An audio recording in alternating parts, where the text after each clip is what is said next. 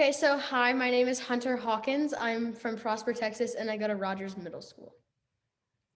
What's going on, Hunter? I'm Houston, and I'm the co-founder of CharacterStrong. Excited we get to chat today. Yes, thank you so much for taking the time to talk with me today. So, I want to talk about Character Strong. So, what is it, and how does Character Strong help middle school students like me? Good question.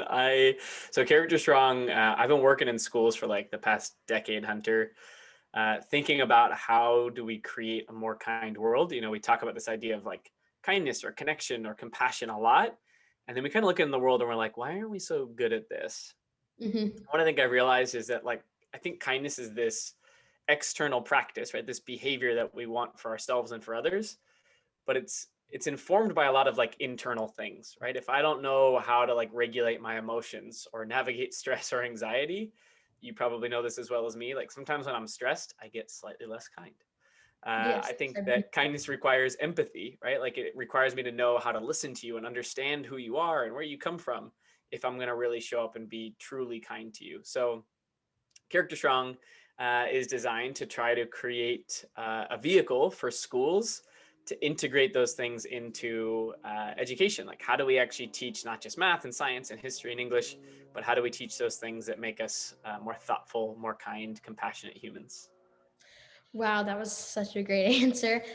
So my school just participated in Unity Day, and our teachers and parents tell us to be kind so much. And I even wear a Be Kind shirt on Wednesdays. But why isn't this enough? And why do people need constant reminders to be kind? Mm. One of my favorite quotes is from this guy named Samuel Johnson. He says, people need to be reminded more than they need to be taught. And I think that's really true for myself for a lot of reasons. One of the examples I give is like in hospitals, they found that sometimes surgeons and doctors would fail to wash their hands, even though washing your hands in a hospital can literally like be the difference between life and death. And so people who are like consulting in hospitals were like, okay, doctors should know this is important. And yet, even when we should know a thing, it doesn't mean we do it all the time. And so they ended up putting like wash your hand reminder signs in bathrooms to remind doctors to wash their hands before they went back to work. And my brain goes, if we have to remind surgeons, these smart, educated people who literally it's life and death on the line to wash their hands, perhaps we need to be reminded to do the things that we think are normal too. The reality is like kindness is this thing that we think is important, but I think there's a lot of things that we think are important in our life that we don't make time for. And so one of the goals of CharacterStrong is like, let's just protect time every week to do the things that we say matter. But if we don't make time for it, sometimes we forget. Wow. So you recently published a book called Deep Kindness, and what do you want people to do after reading your book?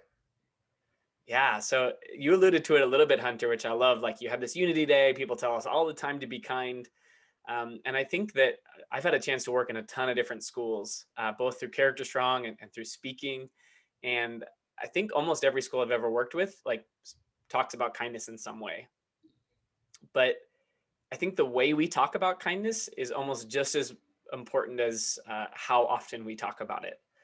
Meaning, one of the things I hear a lot, and maybe you've seen this before, Hunter, is like just be kind or throw kindness around like confetti.